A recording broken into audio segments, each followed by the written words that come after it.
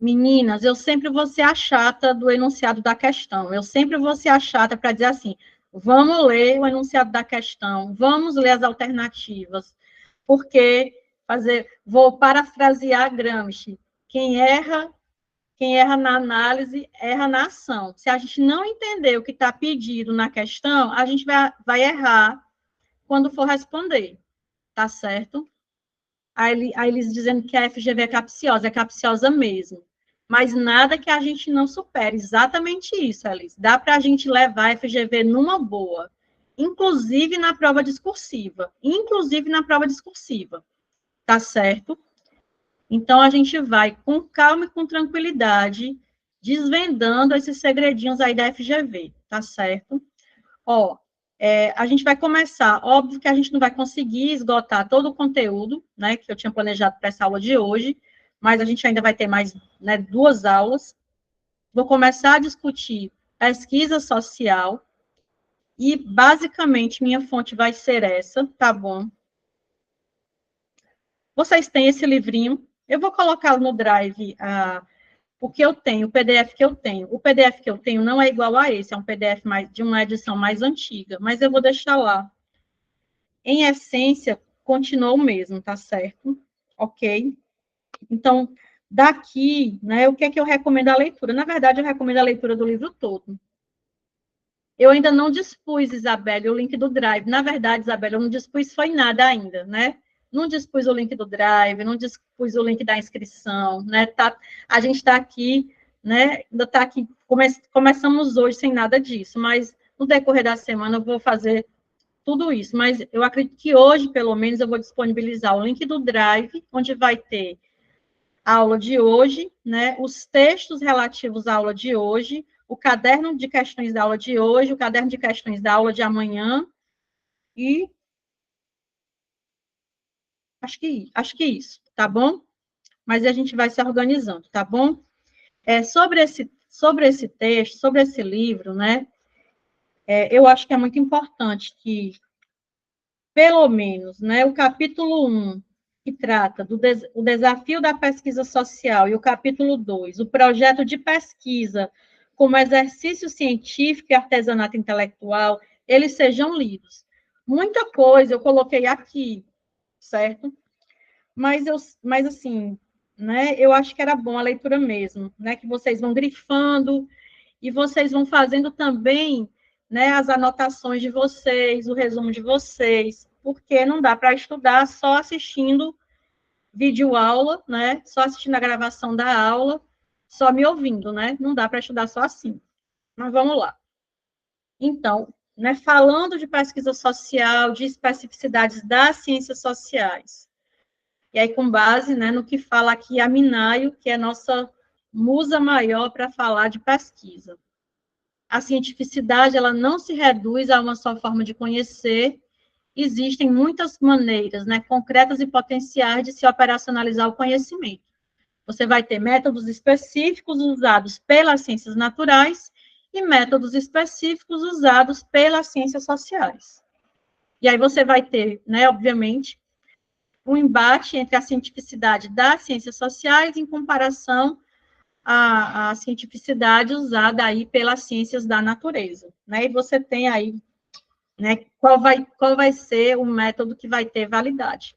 Aqui a gente vai falar, obviamente, só das ciências sociais, né, que é onde nós estamos, no caso, né, a gente está falando do serviço social, é uma ciência social aplicada, não tem teorias próprias, se vale da teoria de outras ciências, né, já usou aí, já se filiou algumas abordagens teórico-metodológicas, hoje tem, né, a teoria social crítica como o seu paradigma teórico-metodológico, hegemônico, vamos dizer assim, o que não significa dizer que não existam assistentes sociais que façam pesquisas fenomenológicas ou positivistas, né, ou pós-modernas, né, mas hegemonicamente, né, a teoria social crítica é o nosso paradigma teórico-metodológico, né, para ler a realidade, para interpretar a realidade, para intervir na realidade.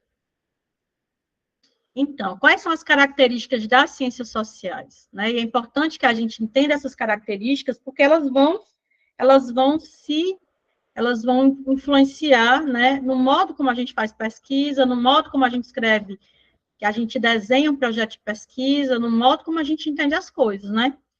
Então, o objeto das ciências, das ciências sociais, ele é histórico, né? E aí eu vou fazer aqui algumas leiturinhas.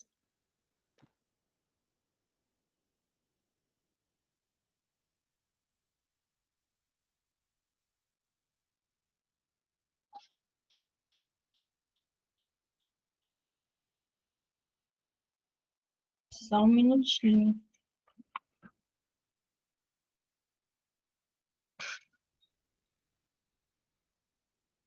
A pessoa tira os óculos, bota os óculos. Então, o que é que a Minayo diz, né? Que o objeto das ciências sociais é histórico. E o que é que ela diz? Isto significa que cada sociedade humana existe e se constrói num determinado espaço e se organiza de forma particular e diferente de outras. Por sua vez, todas as que vivenciam a mesma época histórica têm alguns traços comuns, dado o fato de que vivemos num mundo marcado pelo influxo das comunicações.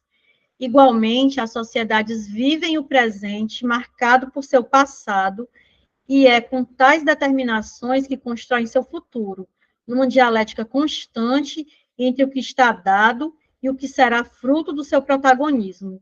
Portanto, a provisoriedade, o dinamismo e a especificidade são características de qualquer questão social. Por isso, também as crises têm reflexo tanto no seu desenvolvimento como na decadência das teorias sociais que as explicam, pois essas também são históricas. Aí ela vai dizer também que o objeto das ciências sociais possui consciência histórica. Não é apenas o investigador que dá sentido a seu trabalho intelectual, mas todos os seres humanos, grupos e sociedade em geral, dão significado e intencionalidade e interpretam suas ações e construções. Nas ciências sociais, existe uma identidade entre o sujeito e o objeto. Numa ciência onde o observador é da mesma natureza que o objeto, ele mesmo é parte da sua observação. Né? Então, a gente já é parte da própria pesquisa, né? As ciências sociais, elas são intrínseca e extrinsecamente ideológicas, ou seja, não existe neutralidade, uma vez que sua materialização passa pela subjetividade e interesses diversos. E, por fim, o objeto das ciências sociais é essencialmente qualitativo. Então, essas são características das ciências sociais, e essas características, elas costumam ser cobradas em prova. Para quem vai fazer a prova da EBSER, Minayo é também uma referência, e isso aqui, o IBFC adora cobrar, né? Não sei se vocês vão fazer a prova do EBSER, da EBSER, desculpa, da EBSER, mas isso aqui é uma coisinha que o IBFC adora cobrar. E, eventualmente, a FGV também cobra, tá certo? Veja, aqui eu trouxe só alguns pontos, né? Pontos mesmo que eu retirei aqui do livro de pesquisa social, que foi organizado, entre outros autores, né, pela Minayo. Coisas muito pontuais, porque é também de forma pontual que esses conteúdos acabam sendo cobrados nas provas. Não tem, por exemplo, aqui é um manual muito simples de pesquisa, né? A gente tem manuais e manuais de pesquisa. Esse aqui é um manual mais, né, bem mais desenvolvido, bem mais aprimorado, né? Eu tenho vários manuais de pesquisa, mas esse aqui é um manual muito, muito, muito, muito básico para a gente se apropriando de conceitos muito fundamentais de pesquisa. Mesmo a FGV, ela não adensa, vamos dizer assim, a discussão sobre esses elementos de pesquisa, né? Ela quer saber, por exemplo, o que é pesquisa. E mesmo dentro da pesquisa, ela não costuma abordar, por exemplo, as tipologias de pesquisa, né? Tipo, o que é uma pesquisa descritiva, pelo menos até aqui. O que é uma pesquisa descritiva, o que é uma pesquisa exploratória, o que é uma pesquisa explicativa, né? Ela quer saber o que é pesquisa, ela quer saber, em linhas gerais, o que é uma metodologia, o que é a teoria, o que é um projeto de pesquisa, quais são os componentes de um projeto de pesquisa. Então, vocês vão observar que essa apresentação, ela está muito, muito pontual, né? Por isso que eu estou recomendando que vocês leiam, né, o que está mais desenvolvido aqui, certo? Como uma complementação ao que eu vou apresentar. E essa apresentação pontual, ela me parece que está muito em sintonia, né, ao modo como a FGV cobra esse conteúdo. Não tem, vamos dizer assim, uma grande, sabe, assim, uma grande reflexão do que sejam todas essas coisas, certo? Eu vou passar aqui. Então, o que é a metodologia, né? Então, por exemplo, o que a gente vai fazer, e eu vou fazer isso, pensando um pouquinho além, né? A gente vai trabalhar metodologia hoje, um conceito mais geral de metodologia, mas nas próximas aulas a gente vai adensar um pouco essa discussão, pensando na questão do paradigma, né, dos paradigmas das ciências, né? Pensando mesmo o que é, por exemplo, o marxismo, o que é a fenomenologia, o que é o positivismo, né? Só por desencargo de consciência, né? E com um foco um pouco maior na questão do marxismo, até porque isso se articula com algumas outras coisas que a gente vai ver, né, em outros conteúdos, tá certo? Hoje a gente vai ver só o que é, de uma forma muito pontual, a metodologia, muito a partir do que aparece pontuado aqui pela Minayo, né? Quem faz essa apresentação é a própria Minayo. Então, o que é a metodologia? Né? A gente pensa a metodologia, e aí pensar a metodologia não só como aquele ponto específico que aparece lá no projeto de pesquisa, mas algo que atravessa, vamos dizer assim, esse processo de investigação, que não está restrito só ao método ou à técnica que eu vou usar, por exemplo, para fazer a coleta, né, das minhas informações, ou fazer a interpretação, né, desses dados que eu coletei. Então, o que está dito aqui nesse mini manual de pesquisa? Há quem iguale o conceito de metodologia a métodos e técnicas. Há quem coloque o conceito de metodologia no campo da epistemologia, ou seja, como teoria do conhecimento, separando esse conceito de metodologia da operacionalização.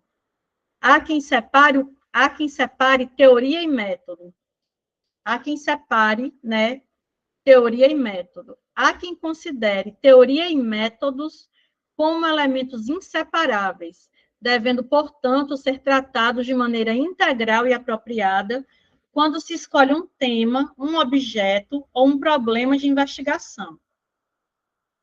Então, várias formas, né, de você entender aí o que é a metodologia.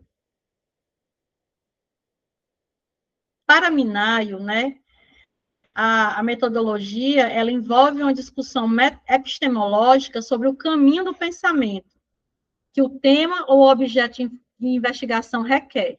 Tá? A Minayo, ela refina, ela sofistica, né? Ela vai sofisticar um pouco essa discussão sobre a metodologia. Ela fala na metodologia como uma apresentação adequada e justificada dos métodos, das técnicas e dos instrumentos operativos que devem ser utilizados para as buscas relativas às indagações da investigação. E ela ainda joga mais um elemento aí nessa roda, nesse balaio. Ela considera a criatividade do pesquisador mais um elemento inerente à metodologia. Esse é um diferencial da Minayo, certo? Esse é um diferencial da Minayo aqui, a questão da criatividade do pesquisador. Então, essa é a definição de metodologia para Minayo. E essa é uma definição importante de ser guardada no coração, certo? Essa é uma definição importante para ser guardada no coração. Metodologia é o caminho do pensamento e a prática exercida na abordagem da realidade. Inclui simultaneamente a teoria da abordagem, o método. E aí, o que ela está falando do método? O que é método nesse sentido? O método fenomenológico, o método positivista, o método social crítico, certo? Então, inclui simultaneamente a teoria da abordagem, o método, os instrumentos de operacionalização do conhecimento, as técnicas, ou seja, como é que eu vou coletar o dado, por exemplo, e a criatividade do pesquisador. E aí ela vai dizer o que é a criatividade do pesquisador, a experiência do pesquisador, a capacidade pessoal do pesquisador, a sensibilidade do pesquisador, ou ainda algo que se relaciona ao campo da história pessoal do pesquisador, a imaginação do pesquisador, a intuição do pesquisador. Assim, para Minayo, metodologia é muito mais do que técnica. Veja que a Minayo traz uma definição de metodologia que é muito peculiar. Ela não reduz a metodologia só à abordagem teórica, não só ao aporte, né, não só ao paradigma, né, teórico, né, positivismo, marxismo, fenomenologia, sociologia compreensiva, ela não se esgota nisso, ela também não se esgota só na técnica, só no instrumento, ela alarga essa compreensão de metodologia, conjuga teoria, instrumento e criatividade. Ela triangula aí uma série de coisas para formar a sua concepção de metodologia. Então, ela sintetiza a metodologia como esse caminho do pensamento. Metodologia é o caminho do pensamento e a prática exercida na abordagem da realidade. Inclui simultaneamente a teoria da abordagem, o método, os instrumentos de operacionalização do conhecimento, as técnicas e a criatividade do pesquisador, sua experiência, sua capacidade pessoal e sua sensibilidade, ou ainda algo que se relaciona ao campo da história pessoal do pesquisador, sua imaginação, sua intuição. Assim, metodologia é muito mais do que técnicas. Esse é um conceito para guardar no coração, tá bom? Para guardar no coração. Vou botar um coraçãozinho aqui, ó. Desenhar um coraçãozinho aqui. Outro aspecto importante, que costuma ser questão de prova, relação entre metodologia e teoria. Metodologia é a parte intrínseca da visão social de mundo veiculada na teoria, de modo que é diferente pensar a metodologia de uma pesquisa de inspiração funcionalista, positivista, marxista ou fenomenológica. Então, se eu vou fazer uma pesquisa, né, de viés funcionalista, é claro que, vamos dizer assim, os instrumentos e técnicas que eu vou usar vão ser compatíveis com essa abordagem. Se eu vou fazer uma pesquisa, né, fundada na teoria social crítica, os instrumentos que eu vou usar vão ser compatíveis com essa perspectiva. E aí, teoria e metodologia, né, elas caminham juntas e vinculadas, né? Tem que ter aí uma coerência, né, entre teoria e metodologia. Né? Pensando aqui, né, claro que aqui eu não tô me baseando nessa definição, não estou me baseando nessa definição específica lá da Minayo, não. Mas, se eu penso a partir da definição da Minayo, isso já seria algo que, naturalmente, né, já está dado. Essa coerência, vamos dizer assim. E o que é a teoria, né? É algo que se constitui por conhecimentos construídos cientificamente sobre determinado assunto. A teoria, ela lança luz sobre as nossas pesquisas, né? E desde antes da pesquisa acontecer. Desde antes da pesquisa acontecer, né? Por exemplo, para a própria escrita do projeto de pesquisa, eu preciso de uma teoria. Se eu vou fazer, por exemplo, se eu vou escrever um projeto de pesquisa, eu não vou escrever só da minha cabecinha, por mais inteligente que eu seja. Eu preciso de um aporte teórico, né? Se eu vou escrever, por exemplo, sei lá, tenho vontade de escrever sobre as políticas judiciárias do CNJ sobre a primeira infância. Então, eu preciso saber sobre políticas judiciárias, sobre organização do Poder Judiciário, sobre o próprio CNJ, sobre primeira infância, né, sobre direito de criança, sobre direito de infância e juventude, né? Então eu tenho que me cercar de uma série de escritos que teoricamente me fundamentem, né, para escrever sobre isso. Então, né, a teoria vai me ajudar a modelar meu projeto de pesquisa, não vai me ajudar só para escrever a pesquisa em si, para analisar meus dados, mas a teoria, inclusive, me ajuda a escrever o projeto de pesquisa. A teoria é construída para explicar ou para compreender um fenômeno, um processo ou um conjunto de fenômenos e processos. De uma forma bem resumida, podemos dizer que a teoria é uma explicação da realidade. Macroteorias são quais, né? Quais são as macroteorias, né? Normalmente, quais são as que a gente considera aqui no âmbito do serviço social? O positivismo, o marxismo, o compreensivismo, a fenomenologia, né? Essas macroteorias são chamadas as grandes narrativas, né? Que foram contestadas a partir da chamada crise dos paradigmas, né? Que são contestadas aí a partir do pós-modernismo. A teoria pode ser considerada uma espécie de grade a partir da qual, né, a gente encaixa, enquadra a interpretação da realidade.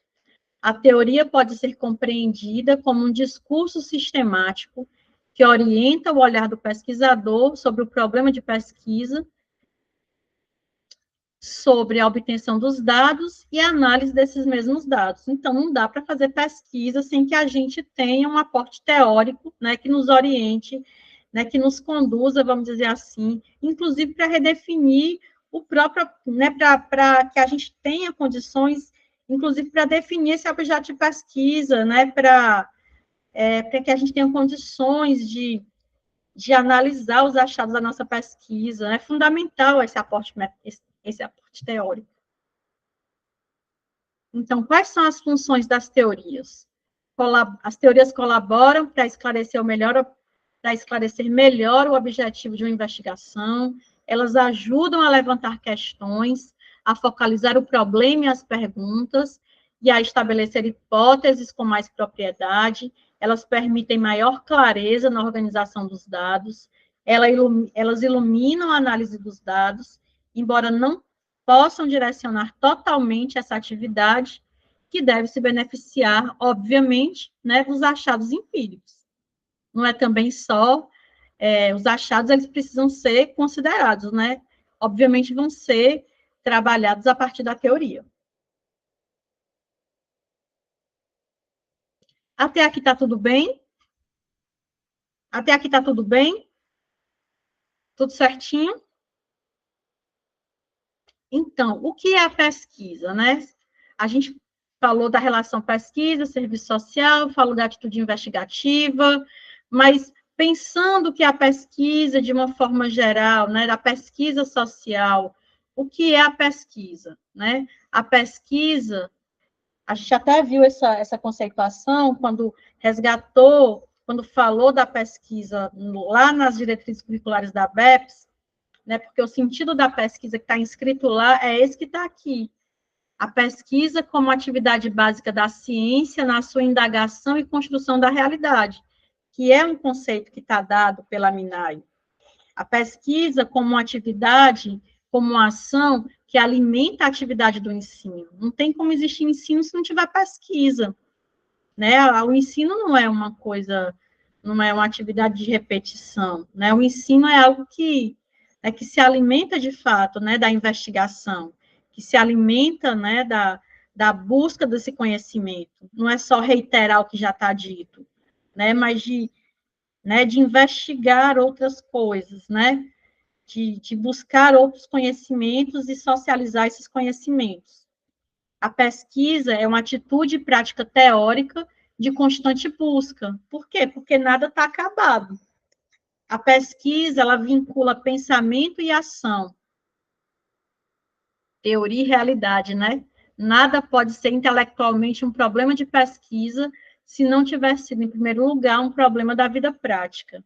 A pesquisa tem a característica do acabado provisório e do inacabado permanente. Por quê? Porque não dá para dizer, né? Não dá para dizer que você chegou no fim né, você conheceu a exaustão um determinado objeto de pesquisa. Você pode até acabar a pesquisa, mas você não tem como você dizer que acabou, se esgotou todo o conhecimento sobre aquele objeto de pesquisa. Você pode até acabar uma pesquisa, porque acabou, sei lá, o financiamento, acabou o tempo do doutorado, do mestrado, não sei o quê. Você conseguiu construir um conhecimento sobre um determinado objeto de pesquisa, mas você não esgotou o conhecimento sobre ele.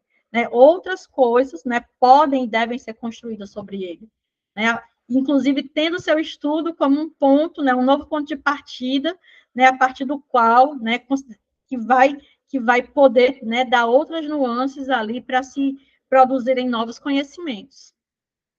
Ok? Então, acho que dá tempo de falar do projeto de pesquisa. Deixa eu só ver aqui. Acho que dá.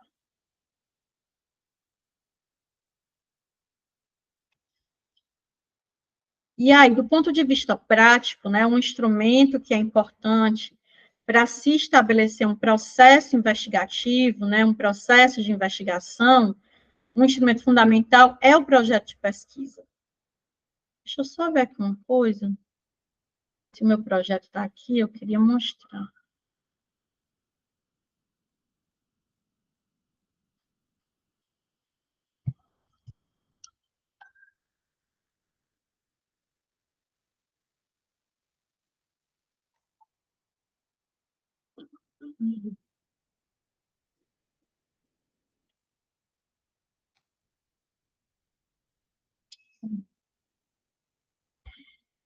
Então, vamos lá. O que é um projeto de pesquisa? Vocês já fizeram projetos de pesquisa? Acho que sim, né? Todo mundo que está aqui já fez projeto de pesquisa para o TCC, para o mestrado, para a residência.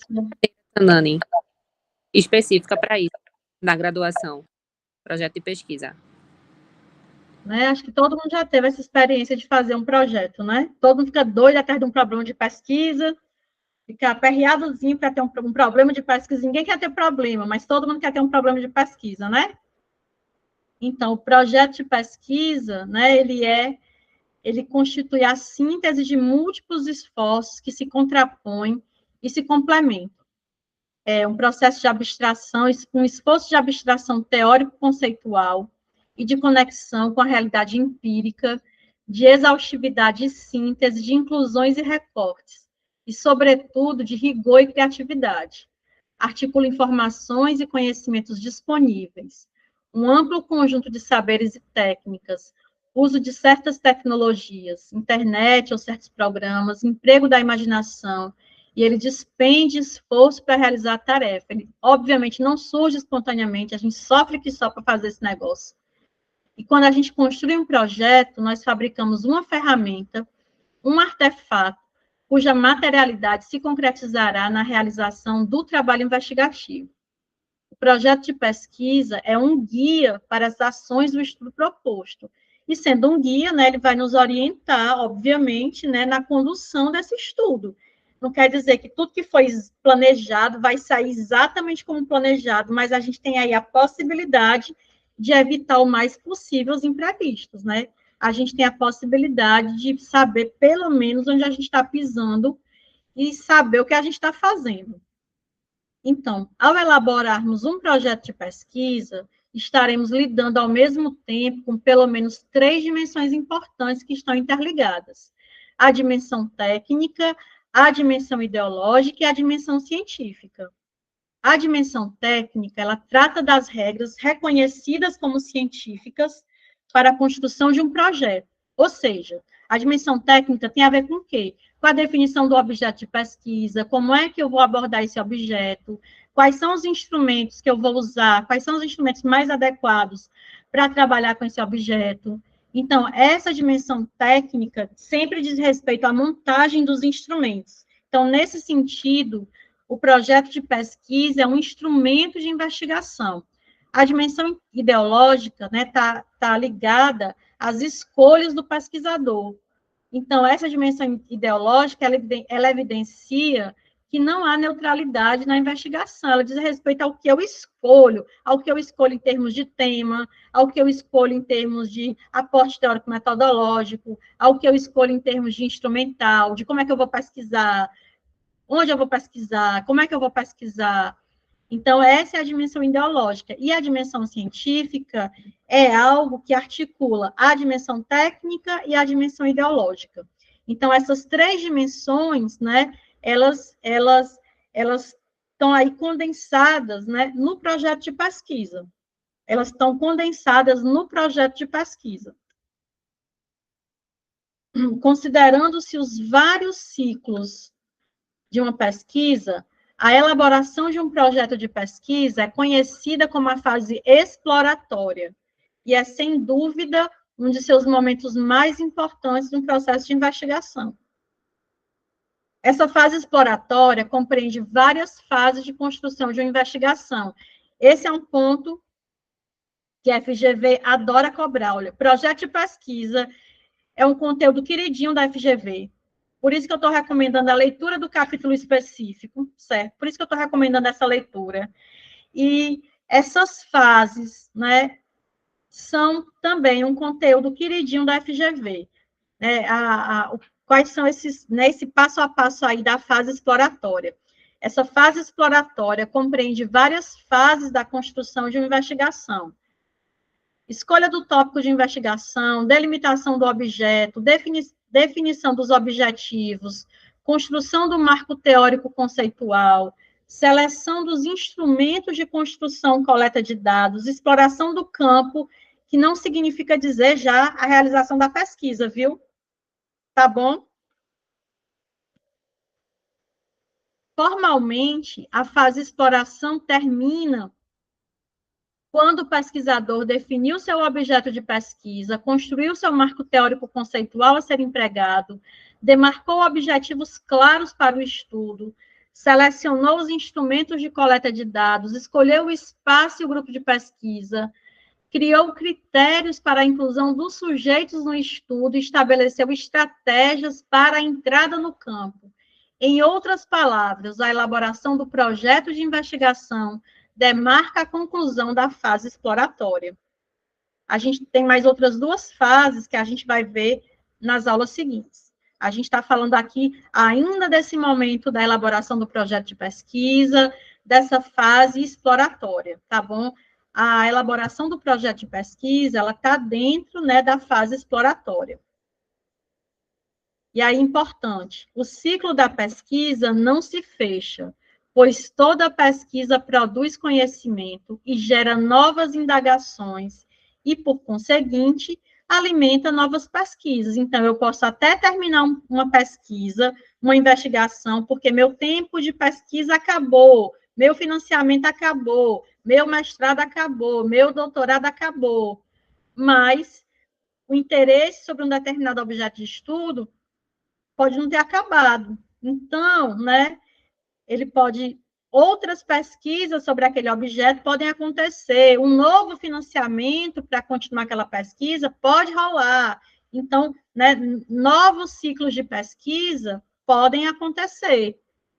Por isso, aquela coisa que a gente viu lá no comecinho, o acabado provisório e o acabado permanente, como um pensamento aí que pode ser associado à pesquisa, certo?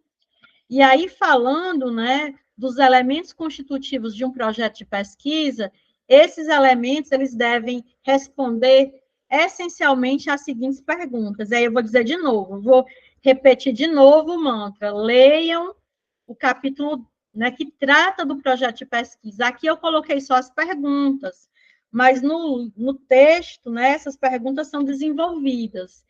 E essas perguntas, elas costumam cair nas provas da FGV.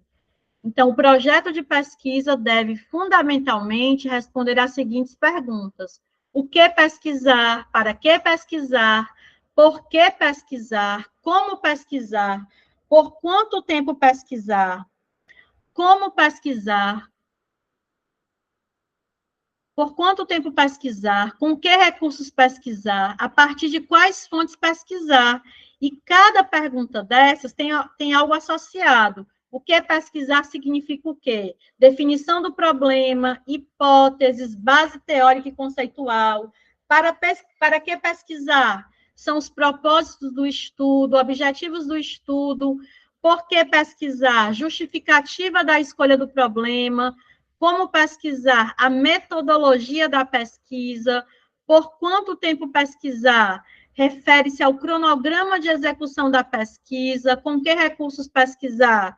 Refere-se ao orçamento da pesquisa, a partir de quais fontes pesquisar, quais são as referências bibliográficas que eu vou usar para fazer minha pesquisa.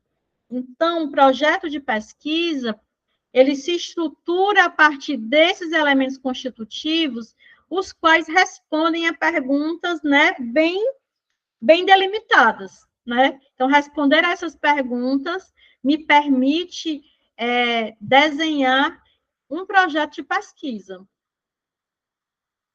E aí, só para fechar essa nossa aula, né, eu não queria deixar de falar das abordagens, né? E aí, as pesquisas sociais, elas prioritariamente vão se basear, né? Elas vão ter uma abordagem qualitativa, né? Prioritariamente, elas vão ter uma abordagem qualitativa. Como é essa abordagem qualitativa? Essa abordagem qualitativa, ela se aplica ao estudo da história, das relações, das representações, das crenças, das percepções e das opiniões.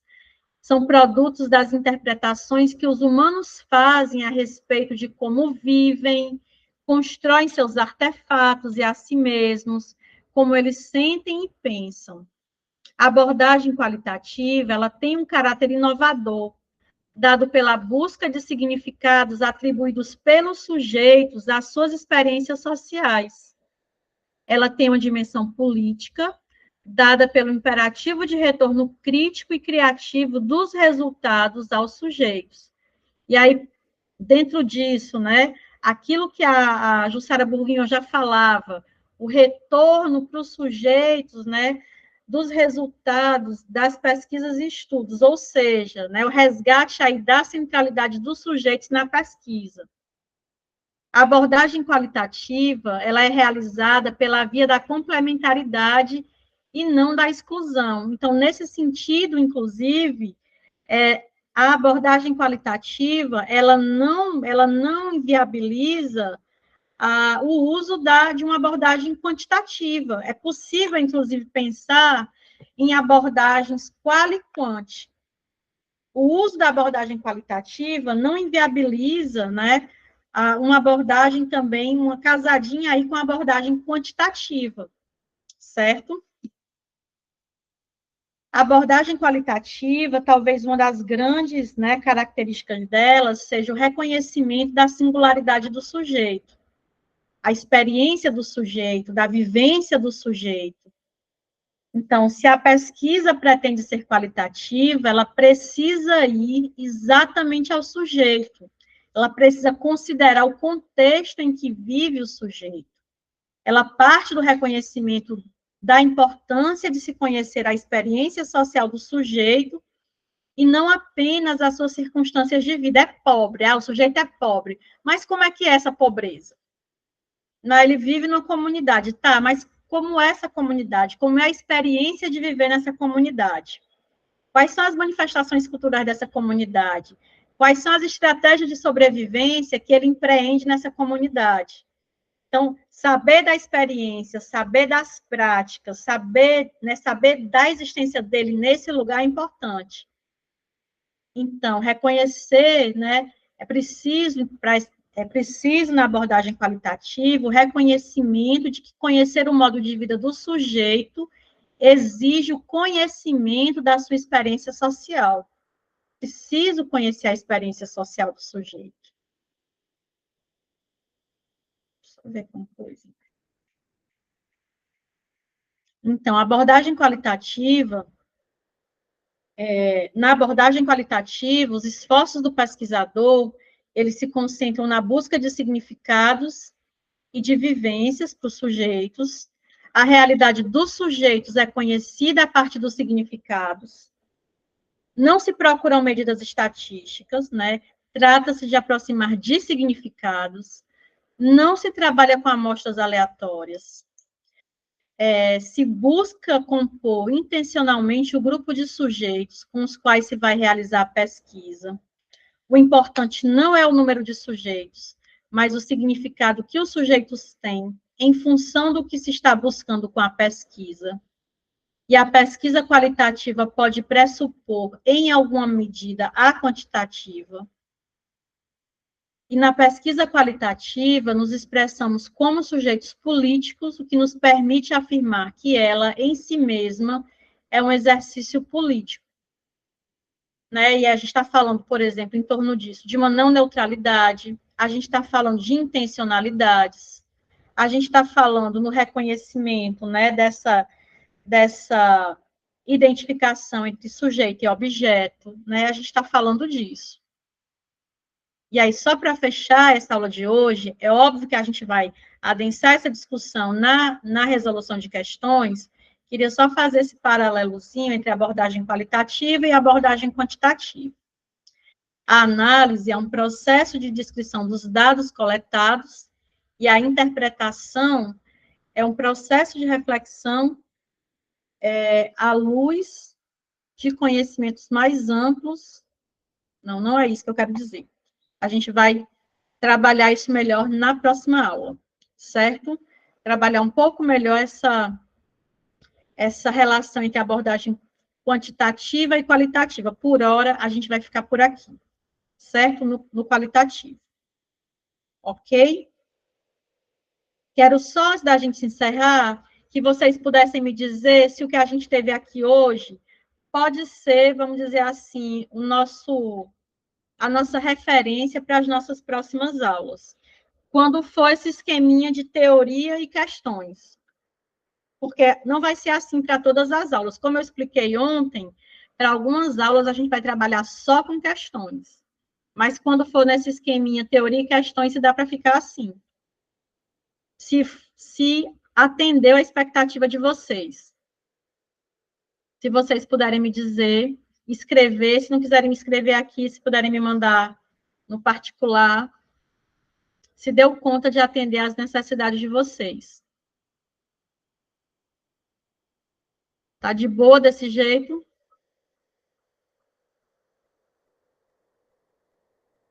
Tudo tranquilo? Então, pronto. Qualquer coisa, vocês falam comigo, tá certo? A gente vai encerrar por aqui. No nosso próximo encontro sobre pesquisa, a gente já vai começar respondendo exercícios, tá bom? A gente vai se ver amanhã às 20 horas, tá certo? Hoje ainda eu coloco o caderno de questões, tá bom? A gente se vê amanhã, meninas. Tchauzinho. Deixa eu parar a gravação.